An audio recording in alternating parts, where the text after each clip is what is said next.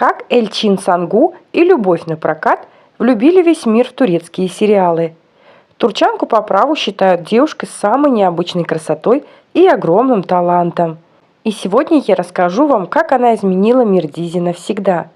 Долгое время турецкие сериалы ассоциировались у зрителей только с великолепным веком. Впрочем, это было неудивительно. Исторический проект сумел подмять под себя большую часть аудитории и стал самым популярным Дизи по всему миру. Тогда никто еще не говорил о ромкомах и не слышал о «Постучись в мою дверь». И казалось, этим сериалам не место в других странах. Так и было, пока не появился сериал «Любовь на прокат», которому удалось выйти за пределы Турции, показать высокие рейтинги и влюбить в себя миллионы зрителей. Проекту, в котором играла Эльчин Сангу, не раз приходилось получать награду как самому лучшему ромкому, а ее дуэт с Барышем Ардучем до сих пор считается эталоном для подражания, как и ее главная героиня Дефне. Фактически именно Эльчин смогла стать той самой главной героиней, на которую позже начали равняться все сценаристы. Ее до сих пор считают идеалом, а сериал стал классикой турецких Дизи. Кто ж такая Эльчин Сангу? Рыжеволосая красавица родилась в середине августа в 1985 году. И похвастаться отличным детством девушка не может, ведь ей пришлось расти без отца. Мама будущей звезды решила не выходить замуж еще раз, чтобы посвятить себя заботе об Эльчин, которая была довольно ревнивым ребенком. Девочка росла в окружении мамы, бабушки и тети, и именно они начали прививать ей любовь к искусству. Причем у каждой были свои прихоти. Мама водила Эльчин в оперу, бабушка привила страсть к театру, а тетя учила танцевать. С раннего возраста она делала идеально все, за что бралась. Прекрасно училась, вдумчиво относилась к советам семьи и четко знала, что ее цель – освоить творческую профессию.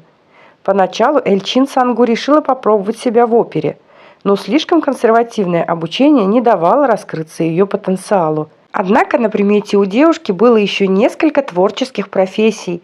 В 2006 году Эльчин стала стипендиатом факультета изобразительных искусств университета ЕДТП. Так девушка стала дипломированным специалистом в области живописи. Но и это было не тем, к чему она стремилась, и осталось лишь одно – актерское мастерство. Так будущая актриса оказалась в Стамбуле, начала учить английский и итальянский языки и участвовать в театральных постановках. Необычная внешность и харизма позволили Эльчин Сангу распахнуть перед собой двери в мир Дизи. Ее первой ролью стала отрицательная героиня в проекте «Бесценное время». И пусть она не принесла грандиозных успехов, но точно стала первым шагом к успешной карьере актрисы. Проснуться знаменитой ей помогла роль в историческом проекте «Курт Сеид и Александра». Там было просто невозможно не заметить девушку с рыжими волосами. Роль в сериале «Любовь на прокат». В своих интервью Эльчин рассказывала, что роль в сериале «Любовь на прокат» ее не привлекла, поэтому она дважды от нее отказывалась. Но кастинг-директор был очень настойчив и все-таки смог заполучить ее в проект. Девушка признавалась, что просто-напросто испугалась огромной ответственности, потому что на тот момент ей не хватало опыта. Она только начинала свой путь, и главная роль в летнем проекте могла бы стать для нее последней, если бы она с ней не справилась. Продюсер проекта сказал Эльчин Сангу, что ей даже не придется играть, потому что его героиня – это ее копия. Так и случилось. Когда журналисты брали интервью у актеров, сыгравших главные роли в проекте, все отмечали, что турчанка ничем не отличается от Дефне. Те же оптимизм, бойкость, прекрасное чувство юмора и энергичность. После «Любви на прокат» Эльчин не просто проснулась популярной. Девушки мечтали стать на нее похожи, мужчины влюблялись и даже смотрели сериал не меньше, чем представительницы прекрасного пола. В чем особенность сериала «Любовь на прокат»? Чтобы разобраться, почему именно сериал «Любовь на прокат» смог вырваться за пределы Турции, надо понять, что в нем отличалось от других романтических комедий. Для простоты я составила маленький список и хочу сказать, что если ты еще не смотрела сериал, я тебе завидую. Для меня он стал первым и до сих пор остается самым любимым. Первое – это логичное повествование. То, чем теперь не могут похвастаться ромкомы. В «Любви на прокат» не было поворотов, которые выбивались из общей линии повествования. Героиня не делала глупости, и единственным опрометчивым шагом Дэфне стало то, что она согласилась на сделку с тетей Омера. В остальном все было идеально, взвешенно и разумно. И никаких ложных беременностей. Даже тот факт, что у главной героини много нарядов, хотя она из бедной семьи, объясняется тем, что ее образы составляет и оплачивает тетя главного героя. Это вам не Эда Йылдыз. Второе – это отлично проработанные второстепенные персонажи. Сейчас в ромкомах любят добавлять много второстепенных персонажей, но не раскрывать их сюжетные линии и не рассказывать историю. Эти вставки получаются нудными, их проматывают, а само впечатление от проекта портится. В сериале «Любовь на прокат» этого не было.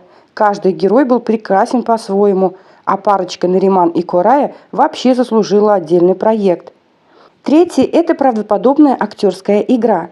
Да, в «Любви на прокат» нет таких моментов, где кто-то из каста переигрывает, но только если все те же Нариман и Корай, но у них такие образы. Все смотрится сбалансированно и реалистично. Создается впечатление, что ты подсматриваешь за чужой жизнью, а не смотришь сериал. Именно это привлекло зрителей, потому что история Дэфне и Омера такая, что в нее хочется верить.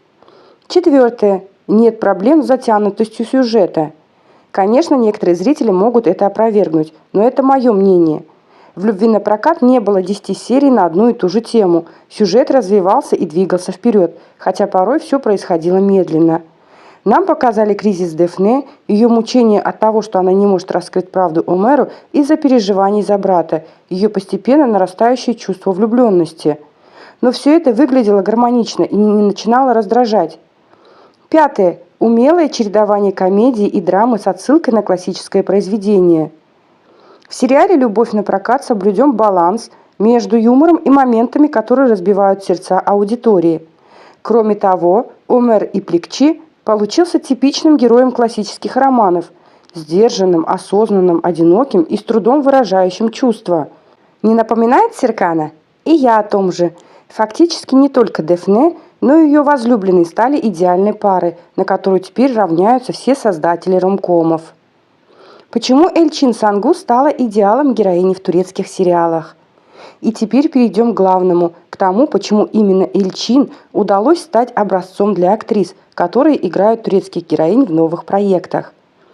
Турчанка стала первой девушкой, которая в целом не заинтересована в любви.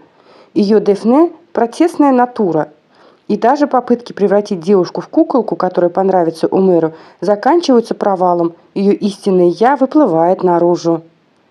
Эльчин Сангу удалось добиться баланса и сыграть своего персонажа настолько профессионально, что она стала живым человеком. Дэфне удалось стать смысловым центром проекта, потому что героиня, а точнее актриса, которая ее сыграла, прекрасно справлялась и с драматическими, и с комедийными поворотами. Эльчин в целом нет равных в комедии, все проекты в этом жанре получаются у нее блестяще. На типичных героинь ромкомов, которых мы видели до этого, героиня Эльчин Сангу похожа преданностью семье, скромностью и очарованием. Но именно она заложила в характеры типичных девушек из таких проектов новые черты – дерзость, моральные принципы, умение постоять за себя и высказать свое мнение. Она не типичная золушка из турецких ромкомов, которой удается влюбить в себя богача. Прежде всего, Дэфне – это личность, с которой интересно быть и за становлением которой интересно наблюдать. Раньше в турецких сериалах девушки не были основными героинями, но именно с Эльчин Сангу начались изменения. С тех самых пор во главе стоит сильная, красивая и успешная девушка, на которую хотят равняться не только сценаристы Дизи, но и зрители по всему миру.